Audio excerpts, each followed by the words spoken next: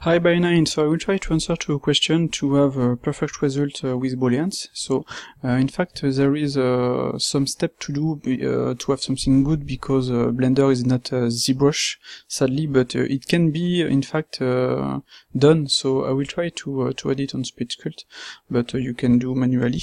So I will just create a sphere, as you can see here, with my resolution here. I will create with SpeedFlow my object like this. I will add a solidify. For example, I could do this or this or this. I will add a little bevel because we need to have bevel here, and I will add a remesh to remesh the mesh and have some segments and hold the surface like this.